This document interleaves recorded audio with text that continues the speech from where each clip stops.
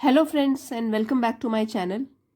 Today we will be learning about the poetic devices that have been used in the poem Fire and Ice taken from class 10th textbook English language and literature. So we will be talking about all the poetic devices used here. So first हम लोग start करते हैं rhyme scheme से. Rhyme scheme पता लगाने के लिए आपको पहले फर्स्ट लाइन पढ़नी होती है पोएम की और लास्ट वर्ड को केयरफुली देखना है.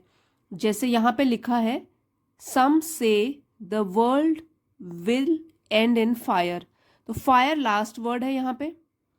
सम से इन आइस, आइस और फायर इसमें बिल्कुल भी राइम नहीं हो रहा है, तो फायर के आगे हम लिख देंगे ए और आइस के आगे लिख लेंगे बी, क्योंकि फायर आइस ये ऑल टुगेदर डिफरेंट वर्ड्स हैं, they are not rhyming with each other. Now third line पढ़ते हैं. From what I have tested of desire. Now desire इन दोनों में से किसी में राइम कर रहा है क्या? डिज़ायर फायर ये एक जैसे ही साउंड कर रहे हैं, तो यहाँ हमने ए लिखा था, यहाँ पे भी हम ए लिखेंगे. तो अभी तक तो राइम स्कीम बन गई इसकी A B A. Now fourth line पढ़ते हैं. I hold with those who favour fire. So देखिए फायर फायर ये तो वर्ड भी सेम ही है, इसलिए इसके आगे भी हम ए लिख देंगे. तो जो पहला स्टैंजा है, पोएम्स में हमेशा हम स्टैंजा बोलेंगे, पैराग्राफ नहीं बोलते हैं. तो फर्स्ट स्टैंजा की राइम स्कीम है ए बी ए ए. सो कई बार ऐसा होता है यही राइम स्कीम पूरी पोएम में फॉलो की जाती है, और कई बार क्या होता है स्टैंजा वाइज चेंज भी हो जाती है, तो वो आप अगले स्टैंजा में देख लेना. सो ये तो हो गया हमारा फर्स्ट पोएटिक डिवाइस जो कि हमने राइम स्कीम पता करी. अब नेक्स्ट देखते हैं. Second poetic device is alliteration. Alliteration क्या होता है ये मैंने आपके लिए पिछले वीडियोस में भी काफ़ी बनाया है, आप प्लेलिस्ट में जाके चेक कर सकते हो. ऑलिटरेशन सेपरेटली उसको अगर आपने देखना है तो आप सेपरेट वीडियो देख सकते हो. यहाँ पे देखिए ऑलिटरेशन पहले होता क्या है. It is the occurrence of same sound at the beginning of closely connected words. तो ये जो होता है ऑलिटरेशन, इसमें होता है रेपिटिशन ऑफ सेम साउंड, और जो ये साउंड होगा ये बिगनिंग ऑफ द वर्ड्स में देखना है. जो वर्ड्स बिगिन होते हैं वहां से देखना है कि सेम साउंड अगर आ रहा है that means alliteration has been used. जैसे देखो सम से, स सम से, इसमें भी स, तो यहाँ पे क्या है ऑलिटरेशन यूज्ड है. अभी सेकंड स्टैंजा में भी देखते हैं क्या इसमें है. पहले हम इसकी राइम स्कीम डिस्कस कर लेते हैं. ट्वाइस, अब मैं सिर्फ लास्ट के वर्ड एक बार देखूंगी, राइम कर रहे हैं उसके आगे हम लेटर लिखते जाएंगे. ट्वाइस के आगे हमने ए लिखा. नया स्टैंजा जब शुरू होता है तो नए सिरे से हमको फिर से ए बी सी डी लिखना है. ट्वाइस के आगे ए लिख दिया. हेट, ट्वाइस और हेट बिल्कुल भी राइम नहीं कर रहे, इसमें बी लिख दिया. आइस, आइस और ट्वाइस ये भी राइम कर रहे हैं, यहाँ ए लिखा था यहाँ भी ए लिखेंगे. ग्रेट, हेट ग्रेट ये दोनों भी राइम कर रहे हैं, तो यहाँ बी लिखा था, वही राइम स्कीम इसमें भी है, हमने बी लिख दिया. सफाइस, ट्वाइस सफाइस ये भी राइम कर रहा है, तो यहाँ हमने ए लिख दिया. तो ये वाला स्टैंजा 5 लाइन का है, ठीक है. So rhyme scheme of the second stanza is A B A. तो सेकेंड स्टैंजा की अलग ही अपनी राइम स्कीम है. तो अभी तक हमने डिस्कस किया है एक तो राइम स्कीम और एक पोएटिक डिवाइस ऑलिटरेशन. यहाँ पे ऑलिटरेशन का कोई एग्जाम्पल नहीं है, but if it had to perish twice, देखिए किसी भी वर्ड के आगे साउंड सेम नहीं है, इसलिए यहाँ पे नहीं है, फर्स्ट स्टैंजा में थी. अब हम बात करते हैं नेक्स्ट पोएटिक डिवाइस, और वो है एनाफोरा. एनाफोरा ये क्या होता है? It is a poetic device in which a word or group of words are used repeatedly at the beginning of sentence or clauses to create special effect or to emphasize something. कहने का मतलब है या तो एक word repeat होगा या एक फ्रेज रिपीट होगी और जो कि बिगिनिंग ऑफ द सेंटेंस में प्लेस किया गया होगा. तो यहाँ पे देखिए सम से, इसमें भी आया है, सम से ये भी आया है, ये एक फ्रेज रिपीट हुई है दोनों में. तो ये क्यों पोएट बोलते हैं? ताकि वो एम्फेसाइज करें अपने इस पॉइंट को कि कुछ लोग ये कहते हैं, कुछ लोग ये कहते हैं. इसलिए ये वाली जो पोएटिक डिवाइस है इसको कहते हैं हम anaphora. Now moving on to the next poetic device which is the fourth one, वो है सिंबॉलिज्म. सिंबॉलिज्म, ठीक है, सिंबल से बना है सिंबॉलिज्म.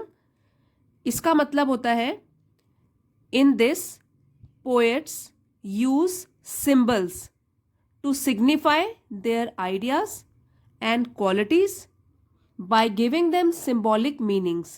यहाँ पे उन्होंने दो सिम्बल्स लिए हैं. इसमें क्या होता है, पोएट जो भी अपनी पोएट्री लिख रहा है इसमें वो सिम्बल्स ले लेता है और उससे अपने आइडियाज़ व्यूअर्स के आगे पेश करता है. जैसे कि इसमें फायर है एक एलिमेंट और एक है आइस. एक है फायर, एक है आइस. ये सिम्बल्स के तौर पे यूज़ हुए हैं क्योंकि ये सिर्फ फायर, सिर्फ आग को सिग्निफाई नहीं कर रहे, बाकी बहुत सारी चीज़ें हैं. अब फायर जो है it is used as a symbol of anger, greed, violence, desire, jealousy. ठीक है, ये सारे सिंबल्स फायर वर्ड सिग्निफाई कर रहा है. और आइस जो है वो सिग्निफाई कर रहा है कोल्ड चीज़ों को. जैसे आइस होती है कोल्ड, फायर होती है हॉट. तो हॉट जैसे हेट्रेड हो गया, आपको बताया था अभी, हेट्रेड हो गया, और ग्रीड हो गया, एंगर, ये सब है फायर. और आइस जो है वो भी सिग्निफाई कर रहा है, वो भी हेट्रेड को सिग्निफाई कर रहा है. दूसरा है इंडिफरेंस. इंडिफरेंस मतलब मुझे कोई फर्क नहीं पड़ता चाहे जो कुछ होता रहे, I will be indifferent to all these things. तो एक ये हो गया. एक है एपैथी. एपैथी क्या होता है, जिसमें बिल्कुल भी सिंपैथी की भावना नहीं होती, करुणा दया की भावना नहीं होती. एपैथी, वो भी आइस सिग्निफाई कर रहा है. लैक ऑफ कंसिडरेशन, तो ये सब चीज़ें हो गई. ठीक है. समथिंग कोल्ड, तो इससे याद रखना है कि आइस ठंडी होती है तो समथिंग कोल्ड, वही कोल्ड एटीट्यूड को सिग्निफाई कर रहा है, उसका सिंबल है. फायर क्या होता है, हॉट एलिमेंट है ये. तो जो भी गुस्से वाली चीज़ें हो गई, हेट्रेड, जेलसी और एंगर, ग्रीड, ये सब फायर सिग्निफाई कर रहा है. तो इस पोएम में सिंबॉलिज्म यूज्ड है. नेक्स्ट पोएटिक डिवाइस है एनजैममेंट. एनजैममेंट, बी साइलेंट है इसमें. इसका मतलब है in which an idea does not end with a line but same idea is carried forward on to the next line or next lines without a pause or any punctuation. ये जो है enjambment, इसमें क्या होता है, same idea एक line में ख़त्म नहीं होता. देखो यहाँ पे कोई भी ना कॉमा है, ना सेमीकोलन है, ना फुल स्टॉप है, ना डैश है. यहाँ पे क्या हो रहा है, सेम आइडिया हमारा ख़त्म नहीं हुआ, इसलिए वो सेकंड लाइन में चला गया. तो यहाँ पे ख़त्म हुआ है. ठीक है, तो एक आइडिया हमारा यहाँ ख़त्म हुआ, सेकंड में फिर एनजैममेंट यूज्ड है क्योंकि ना तो कॉमा आया है ना फुल स्टॉप आया है. Same idea is carried to the fourth line. तो यहाँ एनजैममेंट है, इसमें भी एनजैममेंट है. और अगर नेक्स्ट स्टैंजा की बात करें तो फर्स्ट लाइन में कॉमा आया है, सेकंड में नहीं, थर्ड में नहीं, फोर्थ में भी नहीं, और लास्ट में जाके आया है. तो ये सेकंड स्टैंजा में ज़्यादा प्रोमिनेंटली पता लग रहा है कि एनजैममेंट यूज्ड है. तो यही है एनजैममेंट, जब same idea is carried forward from the first line to the next line और सब्सिक्वेंट लाइन्स. और लास्ट पोएटिक डिवाइस है इमेजरी. इमेजरी ये क्या होता है, it refers to the mental pictures mental pictures or images which are evoked in the reader's minds through words which are used in the poem. इसमें क्या होता है, जो हम रीडर्स हैं, हम रीड कर रहे हैं, हमारे दिमाग में मेंटल पिक्चर्स बन जाती हैं और हमको बिल्कुल लगता है हमारे सामने ये चीज़ दिखाई दे रही है. सो इस पोएम में इमेजेस यूज की गई हैं फायर की और आइस की, और ऐसा बोला गया है या ऐसा दिखाया गया है जैसे कि ये दुनिया है जो वो ख़त्म हो रही है या तो आग से, या तो फिर सेकंड स्टैंजा में जो दुनिया है वो ख़त्म हो रही है डेथली आइस की वजह से. सो इमेजेस हमारे रीडर्स की माइंड में आ रही हैं फायर और आइस, लाइव पिक्चर्स हमारे आगे, ऐसा लग रहा है कि हमारे आगे ये सीन चल रहा है that the world is coming to an end when it gets engulfed in fire or it gets covered with the deathly ice.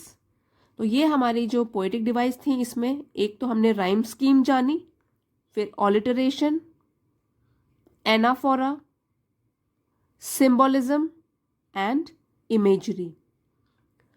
अगर आपको ये वीडियो पसंद आया है फ्रेंड्स तो प्लीज़ कमेंट्स में लिख के बताइए, तो आगे भी मैं इलेबोरेटली बाकी पोएम्स का भी आपको एनालिसिस करके बता दूंगी. और इसके अलावा भी अगर आपको कुछ स्पेसिफिक वीडियोस चाहिए आप ज़रूर कमेंट्स में लिख के बताइए. ये वीडियो पसंद आया है लाइक शेयर और सब्सक्राइब करना मत भूलिएगा. मिलते हैं अगले वीडियो में friends. Thank you for watching.